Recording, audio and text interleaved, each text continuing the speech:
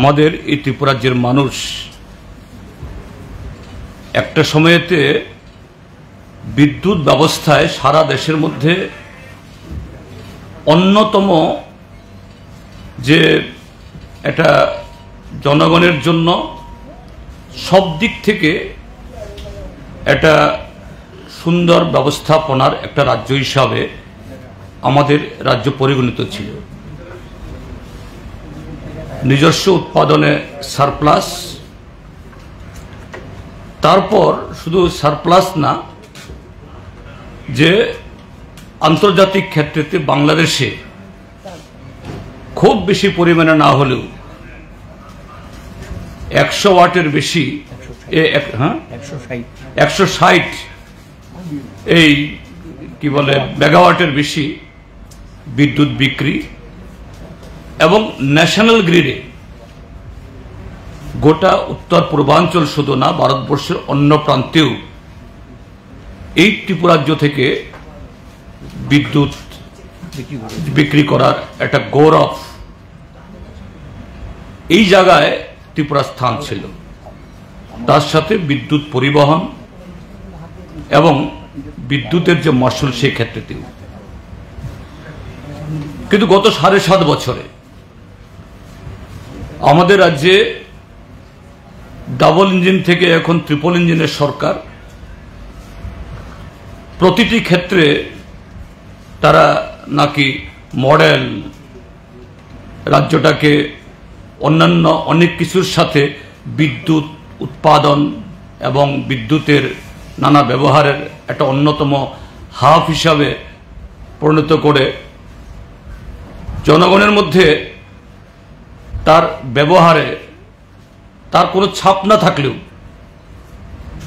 কিন্তু কোটি কোটি টাকায় বিজ্ঞাপনে, ফ্ল্যাক্স, বিলবোর্ড এবং বড় বড় বিজ্ঞাপনী প্রচারে সারা দেশকে তারা মাতিয়ে রেখেছেন।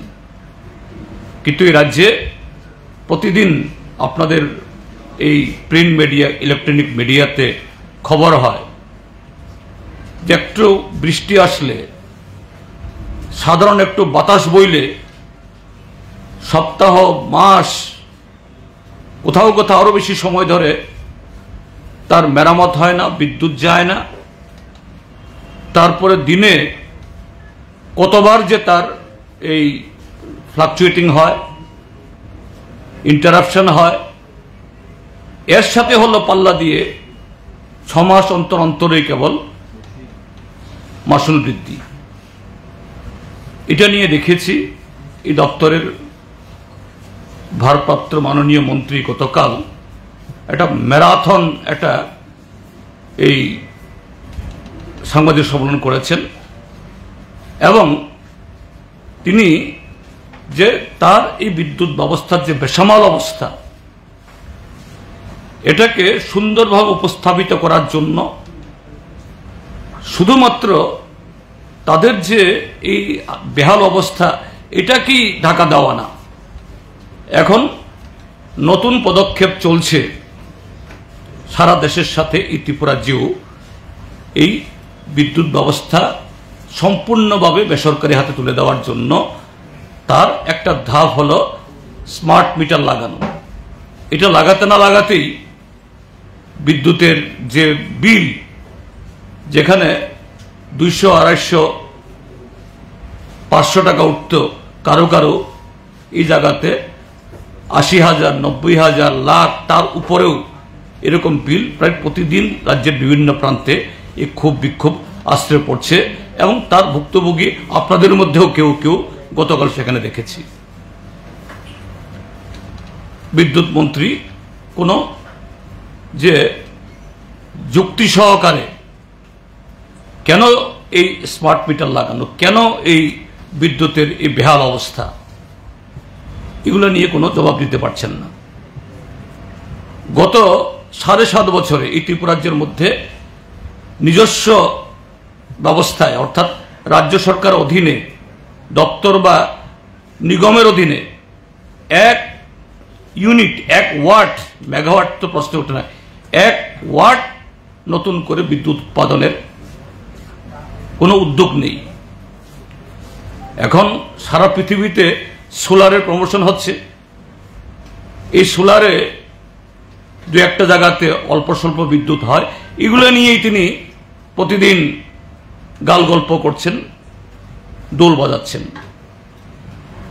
আমরা এই যে রাজ্য সরকারের এই পদক্ষেপের বিরুদ্ধে, বিদ্যুৎকে বেসরকারীকরণ, বিদ্যুতের মাসুল বারে বারে বৃদ্ধি করে একটা অসহায় জায়গাতে নিয়ে যাওয়া মানুষের, তার সাথে পিএনজি এবং সিএনজি পাইপলাইন গ্যাস আর কম্প্রেসড যে গ্যাস যেগুলো দিয়ে গাড়ি চলে ইত্যাদি চলে, বাড়ি বাড়ি গ্যাস, এগুলোরও দাম বাড়িয়েছে বহুবার।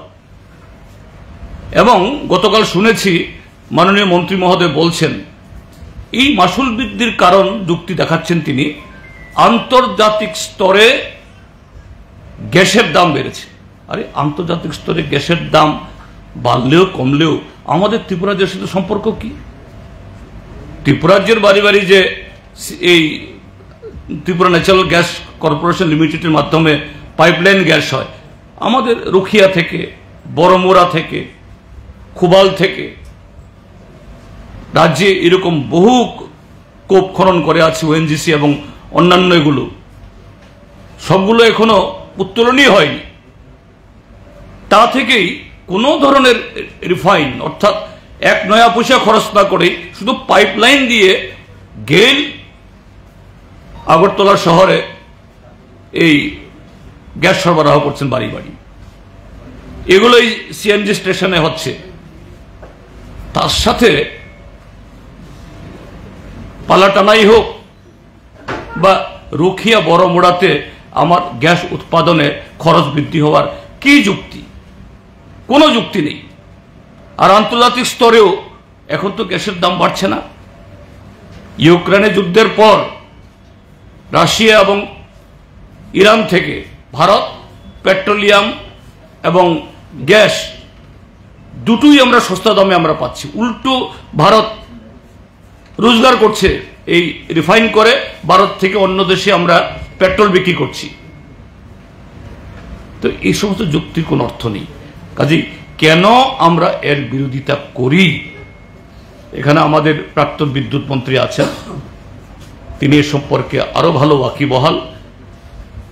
সরকার বা মাননীয় মন্ত্রী মহোদয় যে যুক্তিগুলি খাড়া করেছেন তার একটা একটা করে তার বক্তব্য আমরা উত্থাপন করতে চাই। এবং আমি যেটা বলেছি, আমরা এর স্মার্ট মিটার সংযোগের বিরোধী এবং পিএনজি সিএনজি আর বিদ্যুতের মাসুল তার বিরোধী। এগুলো প্রত্যাহারের দাবিতে আমরা সারা ত্রিপুরা রাজ্যে ইতিমধ্যেই স্বতঃস্ফূর্তভাবে বিভিন্ন জায়গা থেকে বিক্ষোভ দেখেছেন আপনারা। আগামী সপ্তাহব্যাপী সারা ত্রিপুরা রাজ্যের সব কটা জেলা মহকুমার সদরে বিদ্যুৎ নিগম বা বিদ্যুৎ দপ্তরের সামনে আমরা শান্তিপূর্ণভাবে আমরা বিক্ষোভ করব। সরকার যদি এতে সাড়া না দেয় পরবর্তী পদক্ষেপ আমরা নিতে বাধ্য হব। আমি আমার সহকর্মীকে ওটা পরে বলে দেব, আমি আমার সহকর্মীকে বলবো এ সম্পর্কে বিষয়টা আরো বিশদে ব্যাখ্যা করার জন্য।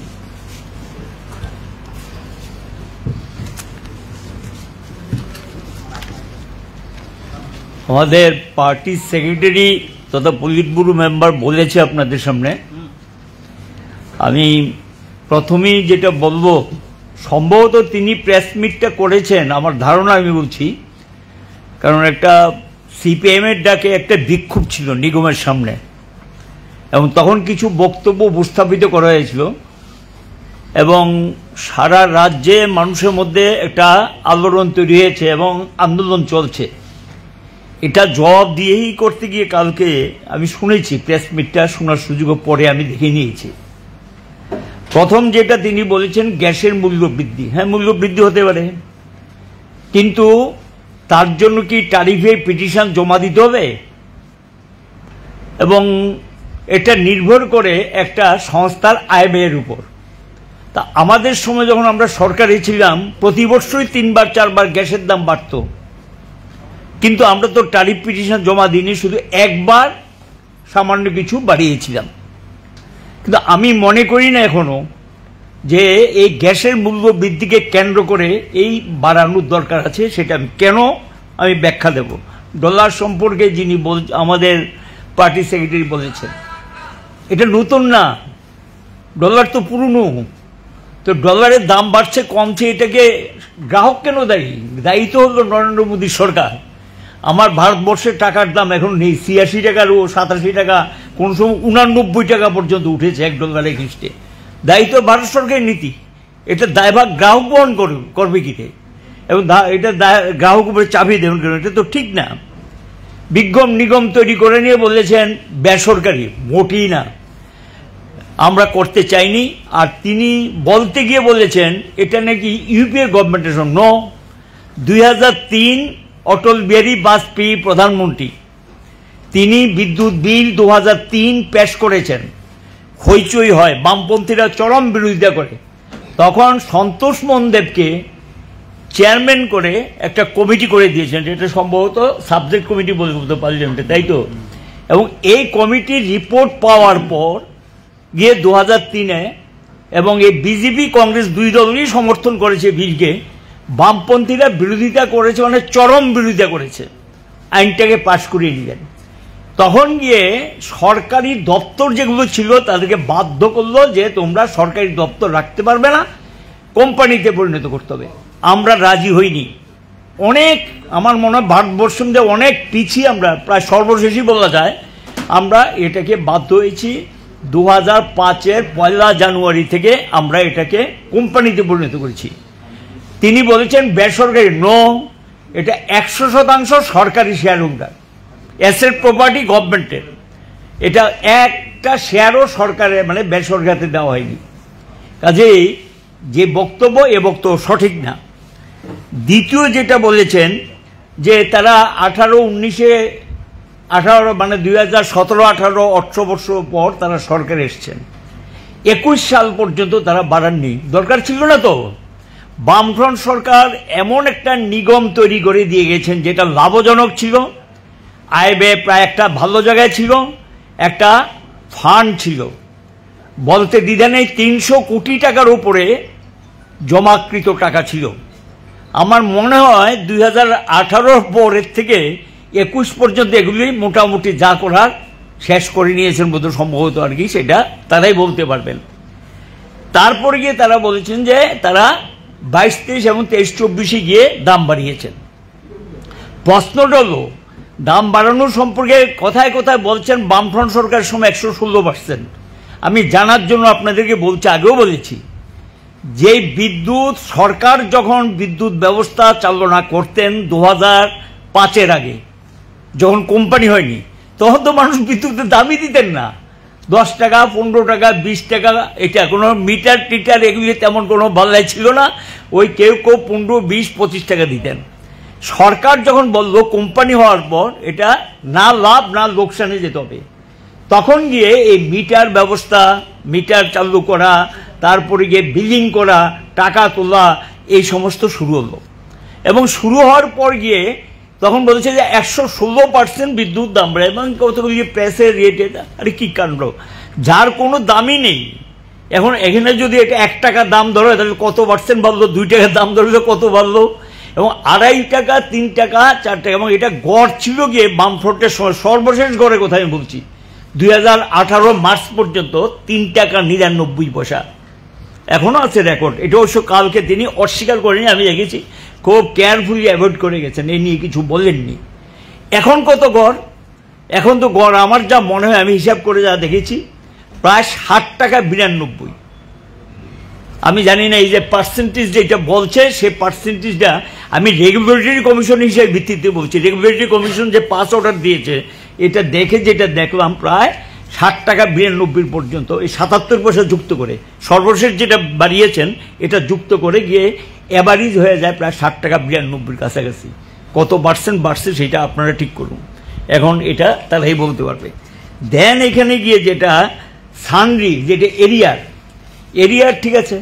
এখন এরিয়ার বামফ্রন্টের সময় এরিয়ার এরকম আদায় করেছে, একসঙ্গে কোনোদিনই আমরা এরিয়ার পাস করিনি, ধীরে ধীরে। তখন এরিয়া মানে কি সামান্য টাকা, আর এখন এরিয়ার মানে বিশাল পরিমাণ টাকা, এক একটা বিল দেখলে মানুষ অনেকটা মানে কি ব্যাপার, আমার এত টাকা এরিয়ার কোত্থেকে আসছে, সানরি নাম দিয়ে এরিয়ারটা যেটা ঢুকিয়ে দিয়েছে। এবং এখানে এপ্রিল 1 তারিখ থেকে এটা তুমি ইনস্টলমেন্টে নাও, যদি এটা নিতে হয় 5 অর্ডার দিয়ে থাকে 8-10টা ইনস্টলমেন্টে নাও, তাহলে তো মানুষ এটা লাগবে না। এবং সেখানে গিয়ে দেখা যায় সানরি নাম দিয়ে এরিয়ার বিরাট অঙ্কের টাকা ঢুকিয়ে দিয়েছেন, বিশাল বিশাল বিল আসছে। এবং এখানে গিয়ে যেটা আমরা লক্ষ্য করলাম যে নিগম এখানে গিয়ে বলছে যে আমরা তো সরকার থেকে কোনো হস্তক্ষেপ করি না, কিছু করি না। কে বলেছে সরকারের অনুমোদন ছাড়া দাম বাড়ায়? এগুলো এটা তো নিগমের ব্যাপার। তো নিগমের ব্যাপার হলে তাহলে নিগমটা কার? 100% শেয়ার তো সরকারের, তো সরকারই তো লোক। এবং নিগমের board of directors K? Board of directors হলো ফাইন্যান্স সেক্রেটারি। আমি জানি না তারা পরিবর্তন করেছে কিনা। ফাইন্যান্স সেক্রেটারি, পাওয়ার সেক্রেটারি, এটার মধ্যে কোনো অন্য লোক কিন্তু নেই। তারাই হলো, এবং যিনি এমডি বা সিএমডি থাকে তিনি, এই হলো বোর্ড অফ ডাইরেক্টরস। তো এখানে গিয়ে এটা সরকারের কোনো হস্তক্ষেপ নেই। কে বলেছে সরকারের কোনটা বাড়াবে কোনটা কমাবে এটা সরকারের সাধারণত জানায়, নিগমই করে কিন্তু সরকারকে জানায়, কারণ যেহেতু 100% শেয়ার সরকারের। এখন এটা বেসরকারিকরণ করেছে কিনা বা অন্য কিছু করেছে যে সেটা আমি বলতে পারবো না। যাই হোক, এখন রাজ্য কোনো বিদ্যুৎ আইন সংশোধন করে নাই। আরে কি কাণ্ড! বিদ্যুৎ আইন 2003, এটা তো সেন্ট্রাল অ্যাক্ট, এটা বাদ দেয় এবং কেন্দ্রের ক্ষমতা, রাজ্যের যে ক্ষমতা ছিল এটা সবটা কেড়ে নিয়েছে নতুন আইনে। তিনি একটা বারও বলবেন না কেন্দ্রের কথা, কারণ বললে হয়তোবা অসুবিধায় পড়ে যাবেন। এটা তো সেন্ট্রাল অ্যাক্ট। এবং সেখানে গিয়ে 2003 বিদ্যুৎ বিলে এটা যে সরকার এখানে রিবেটের কথা বলবেন। রিবেট আগেও ছিল, রিবেট এটা সিস্টেম। এবং রিবেট শুধু এই ক্ষেত্রে আপনাদের জানার জন্য বলছি, এগুলো ওনার বলা উচিত ছিল। যেমন ধরুন, যে বিদ্যুৎটা কিনি আমরা এই পাল্লাটানা, মনার চক বা নর্থ ইস্টের থেকে, এখানে রাইট টাইমে পেমেন্ট করলে কিন্তু রিবেট পাওয়া যায়। এটা রাইট টাইমে পেমেন্ট করলে রিবেট পাওয়া যায়। কিনে যদি আপনি রাইট টাইমে টাকাটা না দেন তাহলে আপনাকে পেনাল্টি দিতে হবে। সেই পেনাল্টিটা কিন্তু 5 অর্ডার হবে কার উপরে? গ্রাহকের উপর, যদি রাইট টাইমে পেমেন্ট না করে। আমার মনে হয় বিশাল অঙ্কের টাকা বিদ্যুৎ কিনে দেয়নি, কারণ এবং এর জন্য পেনাল্টি বহন করতে হচ্ছে। দেনায় এই কোম্পানি অনেকটা মানে কি বলবো, ঘাটটা নুয়ে ফেলেছে। কোম্পানির দালানোর মতো অবস্থা আছে কিনা আমার যথেষ্ট সন্দেহ আছে। এটা তো ছিল না আগে, এরকমটা তো ছিল না।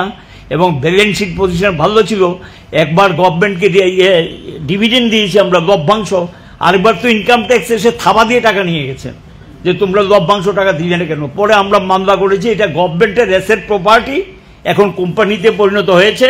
শেষ পর্যন্ত মামলায় গিয়ে ট্রাইব্যুনালে জিতেছে, কোম্পানি জিতেছে।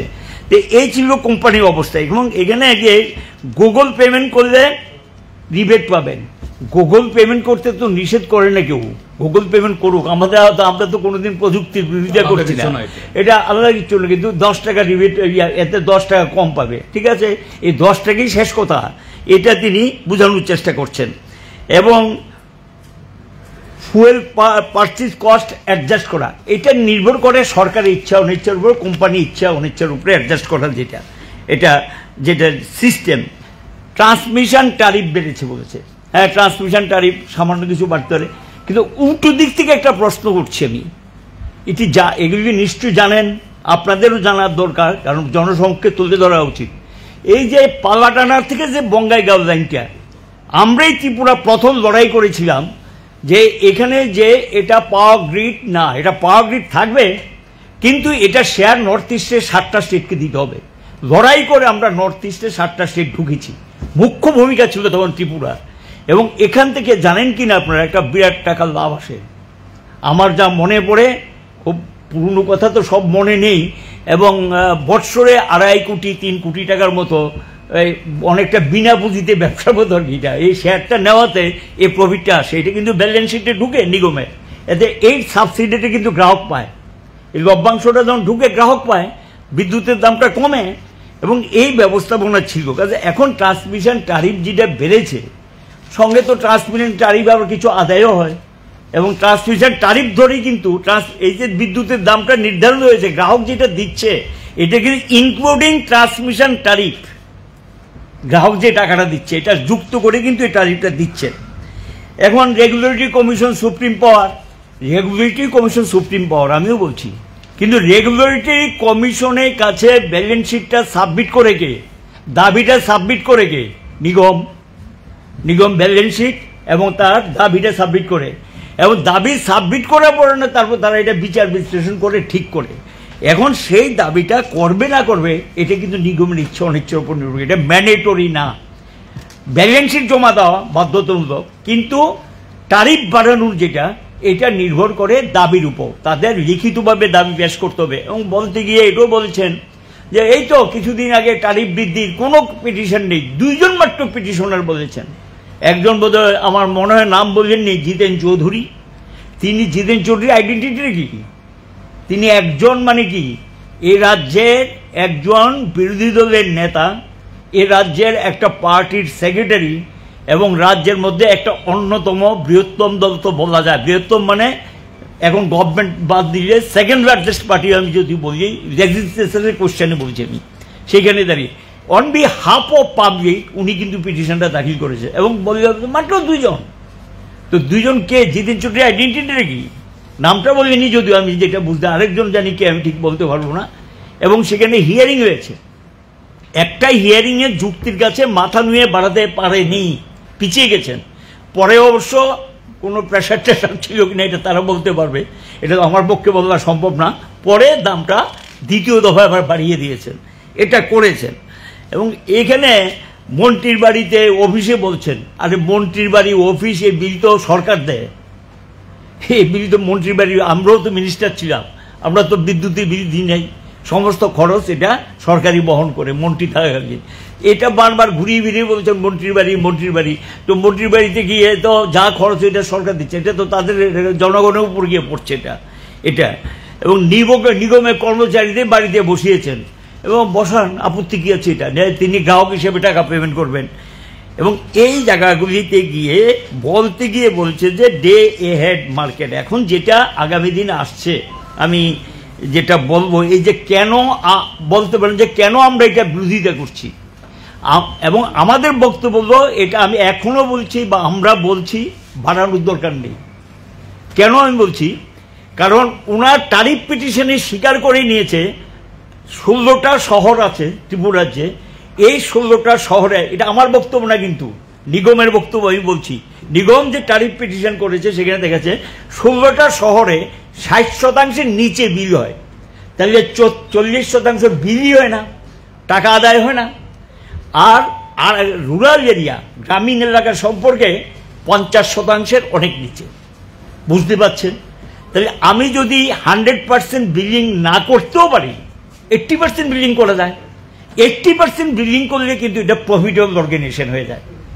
এবং সেই বিলিংয়ের এগেনস্টে যদি টাকাটা আদায় করতে পারি, ট্যারিফ বাড়ানোর কোনো দরকার আছে, কোনো প্রয়োজনীয়তা আছে নাই। দ্বিতীয় যেটা ট্রান্সমিশন লসের কথা বলছেন, এটা নির্ভর করে টেকনিক্যাল ফল্ট কত দূর করা যায়, তার জন্য তো প্রচুর সেন্ট্রাল স্কিম আসছে।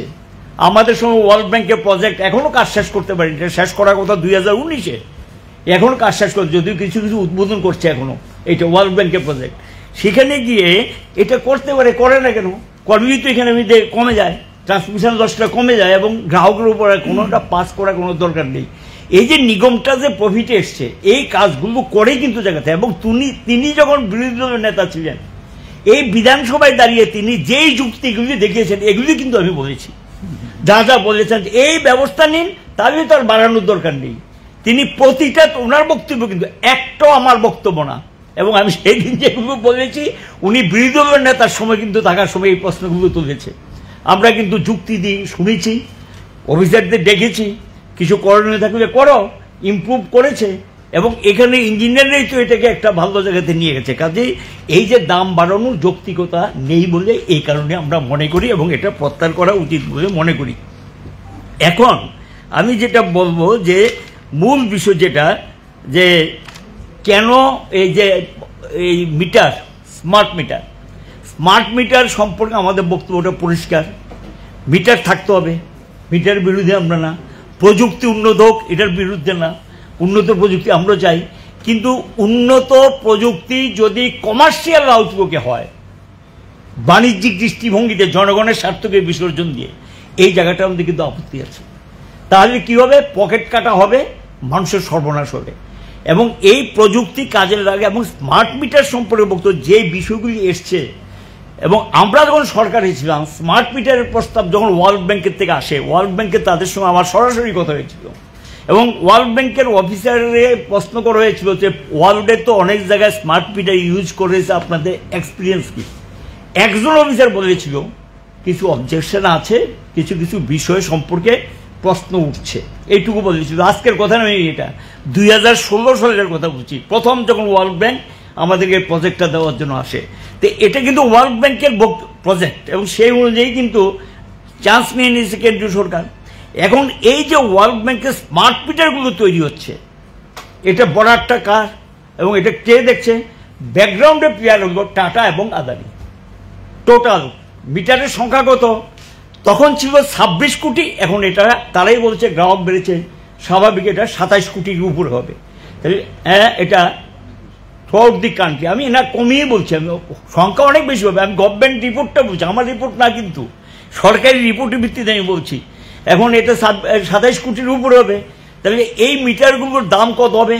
প্রায় 2.5 লক্ষ কোটি টাকার কাছে হবে।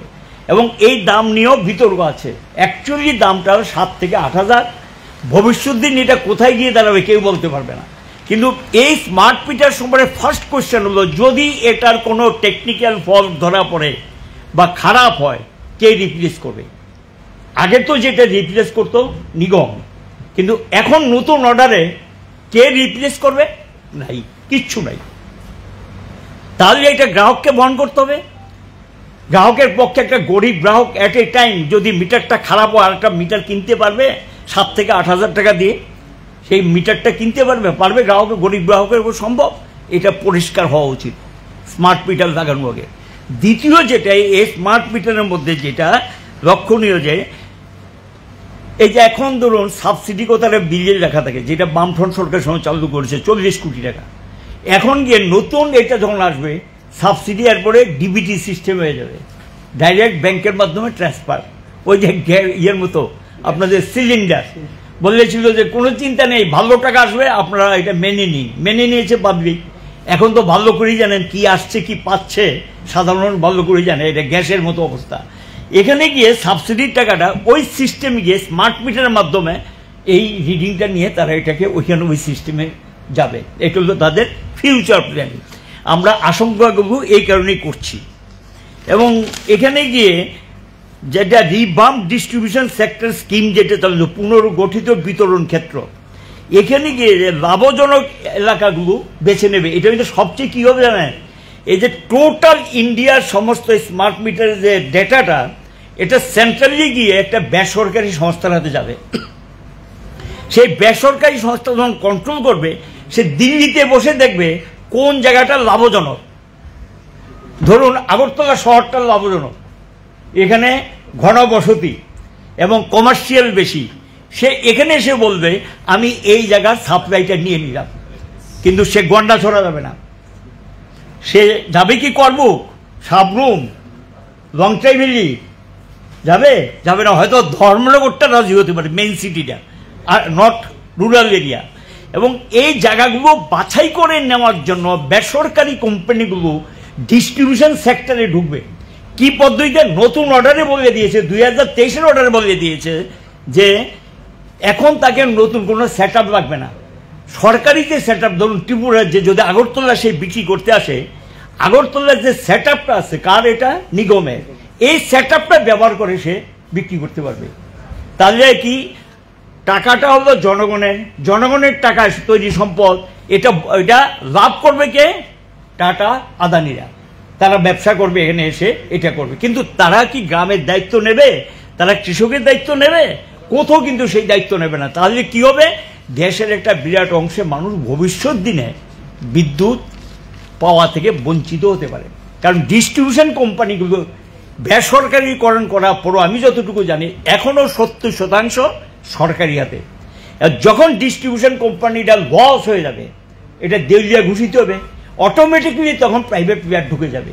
যেমন আপনাদের কোম্পানি, এই যে ত্রিপুরার এই কোম্পানি, খবর আপনারা জানেন কিনা, তারা প্রকাশ্যে এটা বলে না, আমার কাছে যতটুকু খবর বা পাবলিক যারা এগুলি নিয়ে ঘাটাঘাটি করেন খবর যতটুকু, প্রায় 700 থেকে 800 কোটি টাকার উপরে দেনা।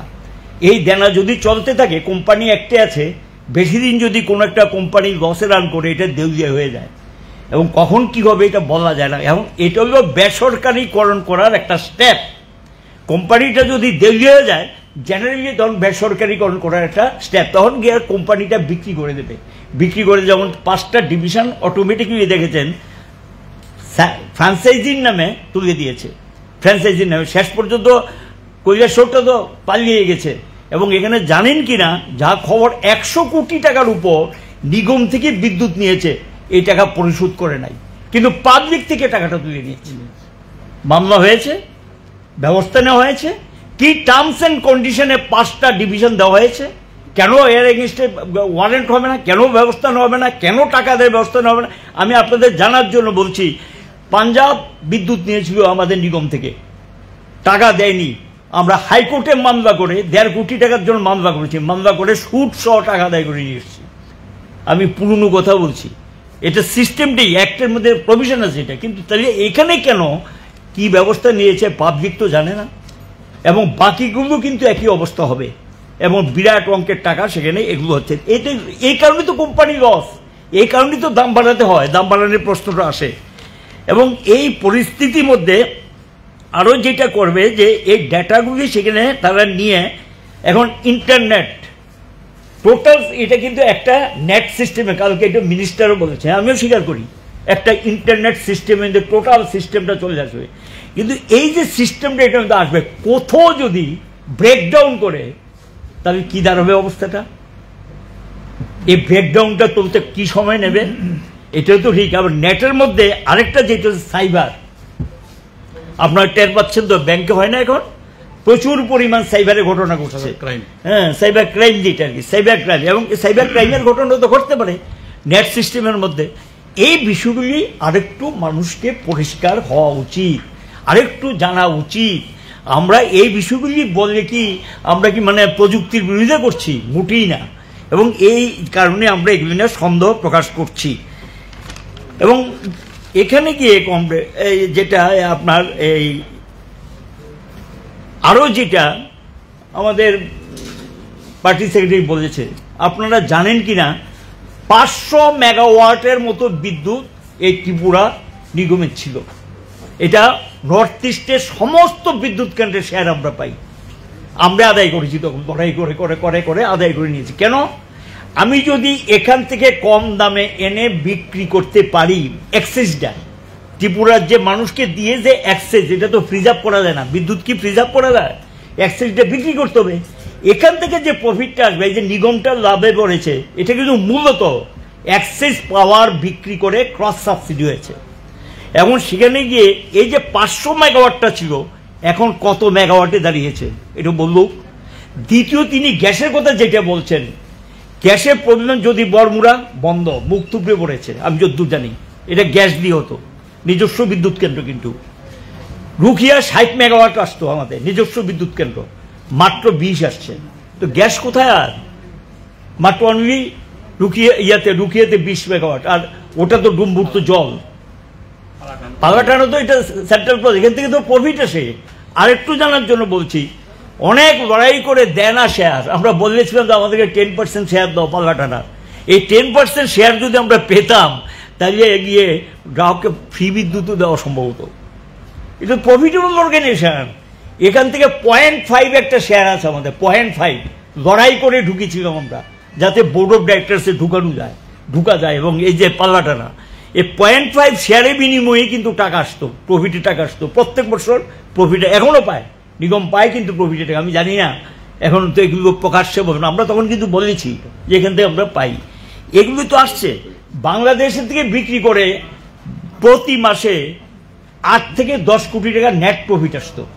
এটা কিন্তু কনজিউমার সাবসিডি হতো, এ দিয়ে কিন্তু গ্রাহককে আমরা রেহাই দিয়েছি। কাজেই এখানে যেটা আর সঙ্গে বকেয়া আদায়, স্টেট গভর্নমেন্টের কাছে আছে, সেন্ট্রাল গভর্নমেন্টের আছে, প্রচুর পরিমাণ বকেয়া, এটা আদায় করুক। আর যেগুলি বিলিং হয়েছে সেগুলো আদায় করুক। আর যে সমস্ত মিটার খারাপ, এই খারাপ মিটারগুলো ভালো মিটার লাগিয়ে দিই, এবং এই টাকা আদায় করলেই তো আর দাম বাড়ানোর কোনো দরকার নেই। এই হলো আমাদের মূল বক্তব্য, এটাই আমরা বলছি, আগেও বলেছি, এখনও বলছি। কাজে এটা নিয়ে, স্মার্ট মিটার নিয়ে মানুষের মধ্যে যে ক্ষোভ তৈরি হয়েছে, এবং ক্ষোভ তৈরি হওয়ার কারণ কি, পত্রপত্রিকা যা দেখছি, কারো 82,000 টাকা তো কোনো দিন সম্ভব না, কি করে হয় এগুলো, কারো এটা কি করে হচ্ছে এটা আমরাও বুঝতে পারছি না। এখন টেকনিক্যাল ম্যানরা যারা, এবং তারা বলতে পারবে যে কী ব্যাপার এটা। আর এটা তো অবিশ্বাস্য, এটা তো বাস্তব। গ্রাহকরা বামফ্রন্ট সরকারের সময় তিনি 116% দাম বেড়েছে বলেছে, দামই ছিল না, দামটা সৃষ্টি হয়েছে। আগে তো সরকার টাকা দিতে দামই দিত না, তাহলে সৃষ্টি হয়েছে। কাজে এটা 116% বারবার এক কথা বলছেন। আরে এটা তো, এটা করে তখন কি গ্রাহকের মধ্যে কোনো বিক্ষোভ ছিল? গ্রাহক কোনো রাগ ছিল? লোডশেডিং মুক্ত ত্রিপুরা করা হয়েছে, এটা কোনো ক্ষোভ মানুষের ছিল না। কিন্তু কাজে একই কথা তো বারবার করা। ওরা 2014 পর, আমার যা মনে পড়ছে, নভেম্বর 2014 লাস্ট, মানে আমরা ওই এর থেকে রেগুলেটরি কমিশন থেকে অর্ডার বের করেছিলাম। 16তে না, 15তে না, এবং 17তে না, 18 মার্চ পর্যন্ত আমরা বাড়াইনি। কেন বাড়াইনি? অর্গানাইজেশন খুব ভালো জায়গায় ছিল। তাহলে এখন কি কারণ ঘটলো আজকে এই জায়গাতে গিয়ে দাঁড়িয়েছে বিষয়টা? এই বিষয়গুলো স্পষ্টীকরণ দেওয়া উচিত। টোটাল ব্যাপারটা হলো, কেন্দ্রীয় সরকার সিদ্ধান্ত নিয়েছে, যেটা আমাদের সেক্রেটারি বলেছে, বেসরকারিকরণ করে দেয়, এগুলো রাখবে না। কারণ ডিস্ট্রিবিউশন সেক্টরটার উপরে হাত পড়ে গেছে টাটার এবং আদানিদের, আম্বানিদের। তারা আগে শেষ করে দিয়েছে। আপনারা জানেন কি না, এনটিপিসি এটাকে প্রায় শেয়ার কিনে টিনে ছাড়খাড় করে দিচ্ছে। এটা ভারতের 3 নম্বর প্রফিটেবল অর্গানাইজেশন, শেষ। তারপর hydro power 4th organisation profitable, এটাকেও 12টা বাজিয়েছে। আর আরেকটা ছিল ওএনজিসির পর ভারতের 2nd লার্জেস্ট ছিল, যেটা প্রফিটেবল অর্গানাইজেশন, 1 লক্ষ কোটি টাকা পর্যন্ত প্রফিট করেছে বছরে। এটা হলো power grid corporation of India limited. এর শেয়ারও বিক্রি করে দিচ্ছে, রাখবে না তো কিচ্ছু। কে নিচ্ছে? আদানি আম্বানিরা নিচ্ছে। এখন এটা কমপ্লিট করে জেনারেশনটাকে হাত করে নিয়েছে। ইভেন বাংলাদেশের মতো জায়গাতে, যেটা প্রফিট, ওয়েস্ট বেঙ্গল গভর্নমেন্ট চেয়েছিল আমি বিক্রি করবো এখান থেকে প্রফিট নেওয়ার জন্য, এখানে আদানি ঝাড়খণ্ডে একটা ইয়ে করে আদানিকে চান্স দিয়ে দিয়েছে। এটা আমরা তো লড়াই করে ঢুকেছি এখানে, 160 মেগাওয়াট যেটা আমরা লড়াই করে ঢুকেছি। এবং এই জায়গাগুলিতে গিয়ে তারা প্রাইভেটাইজের দিকে ধীরে ধীরে পদক্ষেপ নেওয়ার জন্যই স্মার্ট মিটারিং, টিটারিং, এই সমস্ত এগুলোর দিকে যাচ্ছে। আমাদের আশঙ্কাটা ওই জায়গায়, মূল আশঙ্কাটা ওই জায়গায়। বিদ্যুতের মাত্র ক্ষেত্র যদি স্মার্ট এটা হয়, কারণ আপনারা জানেন কি না, সেন্ট্রাল রেগুলেটরি কমিশন অলরেডি যে কোনো সময়, এখন তো ডে টাইম চালু হচ্ছে, এটা জানেন কি না, এটা কিন্তু চালু হয়ে গেছে অলরেডি। 1 এপ্রিল থেকে নোটিফিকেশন হয়ে গেছে। ডেটা কি, আগে দামটা যেটা নির্ধারিত এটাকে দাঁড়িয়ে থাকবে না, কিন্তু এখন দাম প্রতিদিন ঠিক হবে এক্সচেঞ্জের মাধ্যমে। এটা ঠিক হবে কীভাবে? ধরুন 8 আওয়ার, বিকেল 4টা থেকে রাত্র 10টা করবে পিক আওয়ার। পিক আওয়ারের রেট ধরেন একটা হবে, আবার গভীর রাতের রেট একটা, দিনের বেলা রেট একটা। এই সিস্টেমে যাচ্ছে, কিন্তু ঢুকে ফাইনাল হয়ে গেছে এটা, এই সিস্টেমে ঢুকছে। এবং এইটাতে ঢুকলে গ্রাহকের উপর, কারণ সাধারণ মানুষ সাধারণত বিদ্যুৎ ব্যবহার করে কখন? পিক আওয়ারে, অফ পিক আওয়ারের দরকার নেই। তো এটা গিয়ে কার উপর পড়বে? আমজনতার উপরে। এবং এই সিস্টেমে যাওয়ার জন্যই পদক্ষেপ হিসাবে এই স্মার্ট মিটারিং এতে যাচ্ছে। কারণ এটা স্মার্ট মিটারিংয়ের মাধ্যমে, ওই যে স্মার্ট মিটার, এই স্মার্ট মিটারের মাধ্যমে এটাকে কন্ট্রোল করবে। Day time, off peak hour, peak hour, এবং তার রেট, এটা কন্ট্রোল হবে এই স্মার্ট মিটারিংয়ের টাইমে। এই আশঙ্কাটা ওই জায়গায়, আমাদের আশঙ্কাটা ওই জায়গায়। এই কারণেই আমরা এগুলো সম্পর্কে একটু প্রশ্ন তুলছি, যে ভবিষ্যতে গ্রাহকদের যে স্বার্থ, এই গ্রাহকদের স্বার্থটা মারাত্মকভাবে বিপন্ন হবে, এটা উল্লেখ করেই আমরা দৃষ্টিতে নিয়ে এসেছি। আর আমি এখনও বলবো যে বিলিং থ্যাফট, বিরাট পরিমাণ থ্যাফট আছে, এগুলো বন্ধ হোক, এবং তাহলে বিদ্যুৎ নিগম একটা ভালো জায়গায় চলে আসতে পারে। এটা গ্রাহকদের উপর নতুন করে, আর এটা আরও পড়া কমে। আর খুব সুকৌশলে কালকে আরেকটা জিনিস বলেছে, আসল কথাটা তো বলেনি। 5% বামফ্রন্টের সময় তো ছিল না, এই যে 5% ডিউটি চার্জ বসিয়েছে, একবারও মুখে বলেন। আমি ওনার রিপোর্টটা শুনেছি, এটা তো বামফ্রন্টের সময় ছিল না। দিল্লির উপর কিন্তু লক্ষ্য করবেন ডিউটি চার্জ, এটা কার? স্টেট গভর্নমেন্ট আপনার পকেট কেটে টাকা নিয়ে যাচ্ছে, এটা নিগম পাবে না, কিন্তু নিগম টাকাটা তুলে স্টেট গভর্নমেন্টের কাছে জমা দিতে হবে। ডিউটি চার্জ কার? স্টেট গভর্নমেন্টের। বামফ্রন্টের সময় ডিউটি চার্জ ছিল না 5%। আরেকটা যেটা পকেট কাটার ব্যবস্থা করেছে, আগে ছিল যেটা আপনি 7 দিনের মধ্যে বিলটা পেমেন্ট করলে রিবেট পাবেন, এটাকে কমিয়ে করে দিয়েছে 5 দিন, এবং রিবেটটা ছিল 5%। এখন 5%টাকে কমিয়ে করে দিয়েছে, এটাকে 3%, 2% কমিয়ে দিয়েছে, এটা জানেন কি না?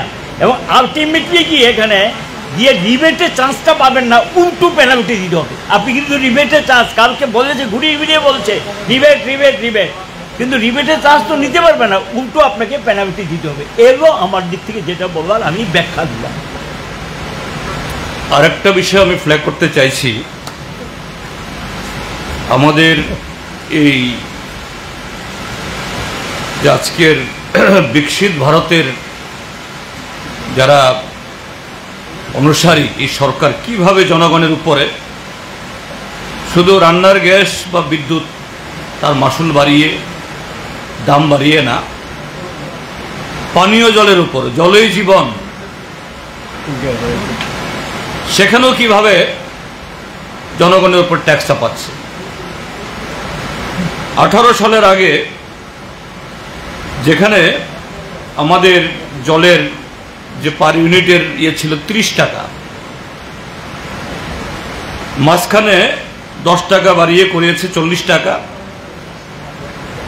গত 8ই মে তারিখে মাননীয় মুখ্যমন্ত্রীর চেয়ারম্যানশিপে জল বোর্ডের সভা করার পর সাধারণত এরকম যদি মন্ত্রীদের উপস্থিতিতে বা কোনো বোর্ডের সিদ্ধান্ত হয়, সঙ্গে সঙ্গে প্রকাশ করা হয়, নোটিফিকেশন জারি করা হয়, মন্ত্রীরা আলো করে প্রেস কনফারেন্স করেন, ব্রিফিং করেন। এটা 8 তারিখে সই হয়েছে জয়েন্ট সেক্রেটারি, আর লাগু করছে এখন 1 জুলাই 2025 সাল থেকে। কত টাকা এখন? যে পার কানেকশনে পার মান্থ 40 টাকা, অর্থাৎ 7.5 বছরে 100% বাড়িয়ে দিল। 50% বাড়িয়ে দিল না, 100%, 30 টাকা থেকে 30 থেকে এখন 60, 100%।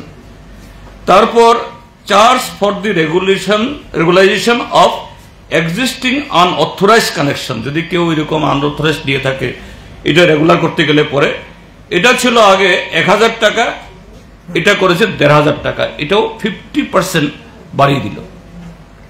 কিন্তু খুবই অবাক করার বিষয় যে এখানে 3টা ক্যাটাগরি। একটা হলো water charge for commercial connection. Commercial connection কারা নেয়?